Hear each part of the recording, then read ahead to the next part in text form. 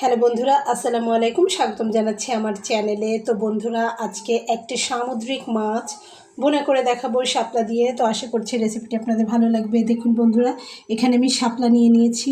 তো শাপলাটা আপনারা আপনাদের পছন্দ অনুযায়ী দিবেন। আমি মাছের ভেতরে অল্প পরিমাণ শাপলা দিতে পছন্দ করি, এক গাদা নয়। তো বন্ধুরা, এখানে দেখুন আমি মাছ পরিষ্কার করে নিয়েছি। তো সামুদ্রিক মাছ, কম দামিও মাছ মনে করে কেউ আখ্যা দিবেন না। সামুদ্রিক মাছের আজকাল প্রচুর দাম। কোনো মাছই 250-300 টাকার নিচে নয় কেজি। তো এই মাছটা খেতে খুবই চমৎকার, দেখতে যেমনই হোক না কেন। তো বন্ধুরা, আমি এখানে আমার প্রয়োজন অনুযায়ী নিয়ে নিয়েছি। আমার ফ্যামিলি মেম্বার খুবই কম, তার জন্য এই মাছটা আমার এতটুকু। আপনারা আপনাদের প্রয়োজন অনুযায়ী নিয়ে নেবেন। এবং রান্না করার জন্য যে মশলাগুলো আমি ব্যবহার করব, এখানে আমি 4টা বড় বড় পেঁয়াজ দেখুন কুচি করে নিয়েছি। একটু বেশি পরিমাণে পেঁয়াজ বন্ধুরা নিয়ে নিয়েছি। আর এখানে আমি নিয়ে নিয়েছি সরিষা। এখানে 1 টেবিল চামচ পরিমাণ সরিষা আর কাঁচামরিচ রয়েছে, এটাকে আমি বেটে নেব। আর এখানে অলরেডি একটা মশলা আমি বেটে নিয়েছি, আপনাদেরকে দেখানো হয়নি, যার জন্য আমি এখানে দেখিয়ে দিচ্ছি। শুকনো মরিচ এবং জিরা একসঙ্গে পেস্ট করে এভাবে করে নেবেন। আলাদা আলাদা করে বেটে নেওয়ার কোনো প্রয়োজন নেই, একসঙ্গে বেটে নিলেই হবে বন্ধুরা। তো এখন আমি প্রথমে মাছগুলোকে হলুদ লবণ লাগিয়ে স্বাভাবিকভাবে আমরা যেভাবে রান্না করি ঠিক সেভাবে একটু ভেজে নেব। তো এই ভাজাটার ভেতর একটু তারতম্য রয়েছে, কড়া এবং হালকা। তো আপনারা চাইলে কড়া করে ভেজে নেবেন, আর চাইলে হালকা করে ভেজে নিতে পারবেন। তো মাছটাতে একটা আলাদা স্বাদ রয়েছে। তো এটাকে বলে কঙ্কন মাছ আর কি। তো এটা একটু হালকাভাবে ভেজে নিলেই হবে, খুব বেশি ডিপ করে নেওয়া লাগবে না বন্ধুরা। তো আমি মাছগুলোকে একটু হালকা করেই ভেজে নিচ্ছি। তো দেখুন, আমি চুলাতে অলরেডি একটা ফ্রাই প্যান দিয়ে নিয়েছি, সেটা গরম হচ্ছে। তো এখন আমি মাছটাতে লবণ আর হলুদ লাগিয়ে নেব।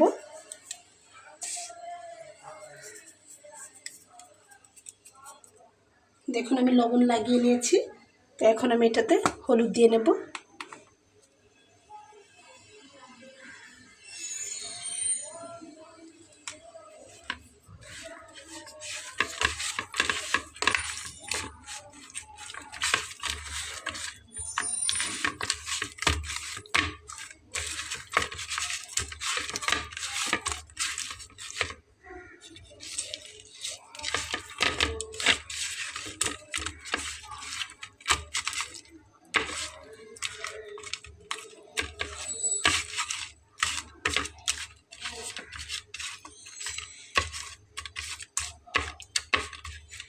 তো বন্ধুরা দেখুন, আমি মাছটাকে খুব ভালোভাবে হলুদ লবণ লাগিয়ে নিয়েছি। তো আমি সাধারণত মাছগুলোকে একটা ঝাঁপির ভেতরে অর্থাৎ প্লাস্টিকের ঝুড়িতে করে খুব ভালোভাবে কচলে ধুই, যার জন্য একদম তাজা মাছ হলেও একদম লেতাপাতা হয়ে যায় আমার মাছ ধোয়ার কারণে। আপনারা কীভাবে মাছ ধোন সেটা বলবেন। যেহেতু আমরা ফ্ল্যাট বাড়িতে ভাড়া থাকি, তো এখানে কিন্তু মাছটা ডোলে ধোয়ার মতন কোনো জায়গা থাকে না। গ্রামে যেরকম মানুষ একটু পাকা জায়গায় ডলে নেয়, এরকম কোনো সিস্টেম থাকে না। তো সাধারণত আমরা ঝুড়ির ভেতরে করেই ডলে ধুয়ে নিই। তো বন্ধুরা চলুন মাছটা ভেজে নেই। এখানে দেখুন আমার কড়াইটা কিন্তু গরম হয়ে গেছে। এখন আমি এটাতে তেল দিয়ে নেব। তো তেলের বোতলের মুখটা আমার খুলে নিয়েছিলাম না, এখন খুললাম। দেখুন আমি তেলটা দিয়ে একটু ঘুরিয়ে নিচ্ছি।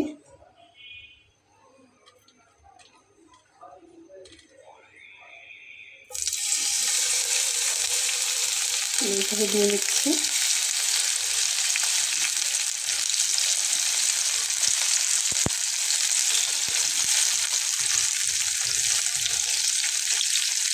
তো একসঙ্গে এর থেকে বেশি দিব না, যদিও এটা লাগবে না, ননস্টিক ফ্রাই প্যান।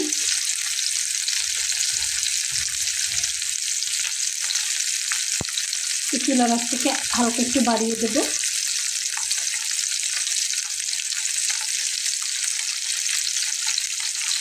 তো বন্ধুরা, মাছটা ভাজা হতে হতে আমি এখানে সরিষাটা দেখুন, সরিষা এবং কাঁচামরিচটা বেটে নিয়ে আসি। তো বন্ধুরা দেখুন, আমার মাছটা কিন্তু ভাজা হয়ে গেছে। এখন এটাকে আমি নামিয়ে নিচ্ছি। তো চুলাতে আমি একটা কড়াই দিয়ে নিলাম, তাতে আমি এখন তেল দিয়ে নিচ্ছি বন্ধুরা। তেলটা একটু বেশি পরিমাণে দিতে হবে, তাহলে আরও বেশি মজা লাগবে। তো দিয়ে চুলার আঁচটাকে আমি আরেকটু বাড়িয়ে দিলাম এবং আমি তাতে কুচি করে নেওয়া পেঁয়াজটা দিয়ে নেব। তো প্রথমেই বলেছি আমি কিন্তু এখানে 4টা পেঁয়াজ নিয়ে নিয়েছি। তো আপনারা এরকম 4-5টা পেঁয়াজ দিয়ে নেবেন এবং মাছটা ভাজি করতে করতে আমি কিন্তু সরিষা এবং কাঁচা লঙ্কাটা বেটে নিয়েছি। দেখুন এই যে এখানে দেখুন পেঁয়াজটা ভাজা হতে হতে তার ভেতরে আমি লবণটা দিয়ে নেব, তাহলে কিন্তু পেঁয়াজটা চটজলদি ভাজা হয়ে যাবে। এখানে আমি স্বাদ অনুযায়ী লবণ দিয়ে নিলাম।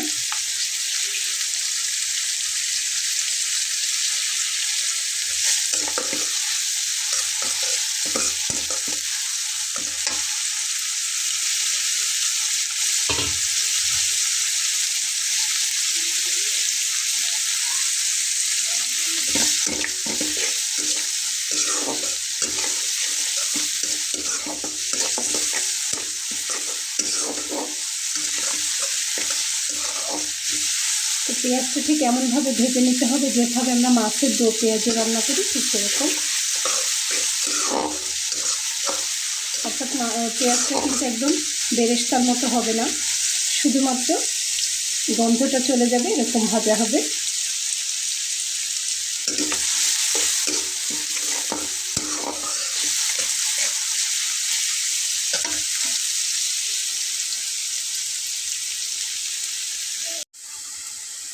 তো বন্ধুরা দেখুন আমার ভেজে নেওয়া হয়ে গেছে কিন্তু যেমনটি আমি চাচ্ছিলাম।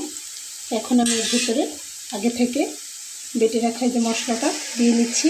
তো আরও একবার বলে দিচ্ছি, এখানে রয়েছে জিরা এবং শুকনো লঙ্কা।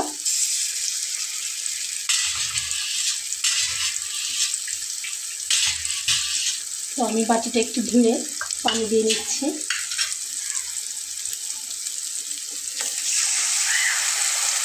দেখুন পানিটা দিয়ে নিলাম।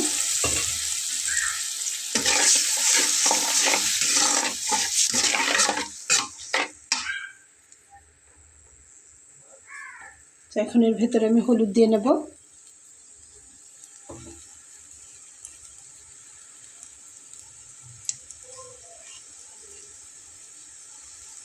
লবণ তো আমি আগেই দিয়েছি। এখন হলুদ নিয়ে এটাকে একটু কষিয়ে তারপরে আমি সরিষা বাটাটা দিব।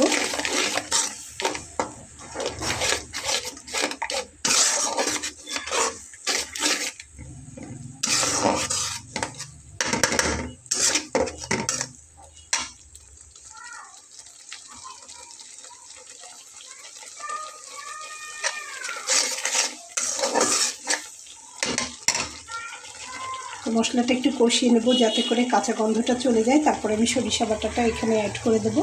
বন্ধুরা দেখুন আমার মশলাটা কিন্তু ভাজা হয়ে গেছে। দেখুন জাস্ট গ্রেভিটা দেখুন। এভাবে কিন্তু আমরা ফার্স্টে মাছ দো পেঁয়াজি করি, সেম একইভাবে।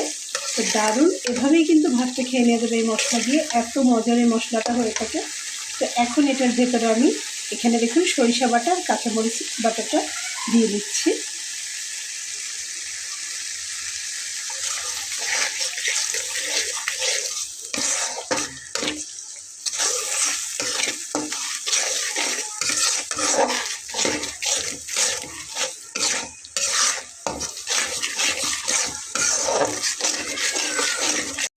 তো বন্ধুরা দেখুন মশলাটা আমার একদম কমপ্লিট হয়ে গেছে। তো আমি এর ভেতরে আরেকটু পানি দিয়ে নেব, কষানো কমপ্লিট। তো দেখুন আমি সরিষার পাত্রটা ধুয়ে পানিটা দিয়ে নিলাম, আর কি সরিষা পেস্ট করা।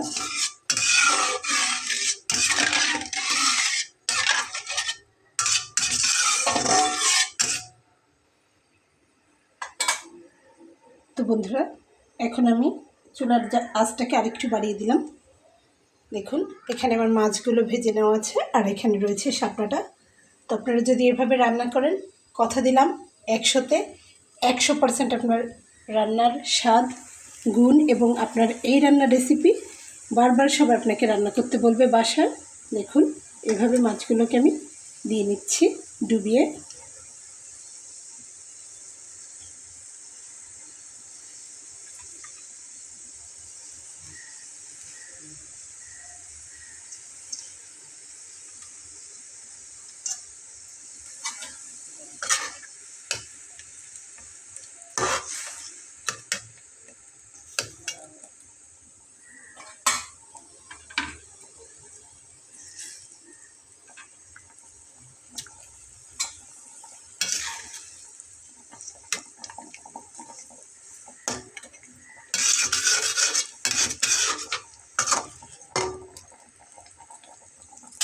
তো বন্ধুরা এখন আমি পাশে শাপলাগুলো পাশে করে দিয়ে নেব।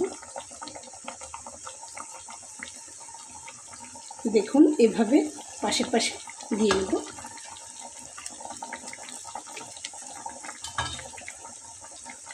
তো শুরুতেই আমি বলেছি আমি কিন্তু অল্প পরিমাণ দিয়ে নিচ্ছি, আপনারা চাইলে থেকে বেশি পরিমাণও দিয়ে নেবেন, তবে অল্প দিয়ে রান্না করলে মাছের সঙ্গে খুবই ভালো লাগে।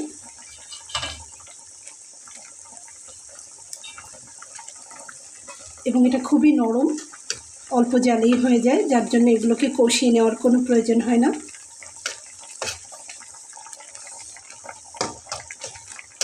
শুধুমাত্র মাছের ওপর থেকে ছড়িয়ে দিলেই এটা সুন্দরভাবে রান্না হয়ে যাবে।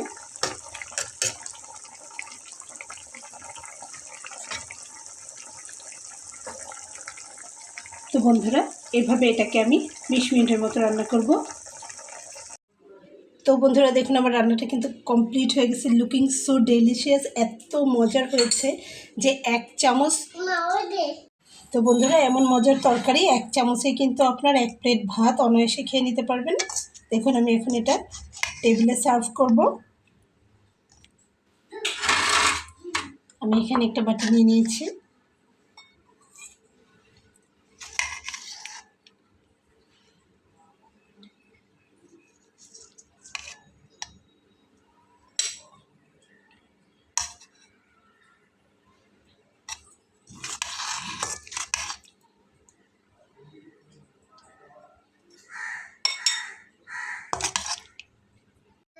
তো বন্ধুরা দেখুন, তো এমন মজার রেসিপি আশা করছি আপনারা বাসায় অবশ্যই ট্রাই করবেন, এবং কেমন লাগলো আপনাদের রেসিপিটা কমেন্ট সেকশনে এসে জানাবেন বন্ধুরা।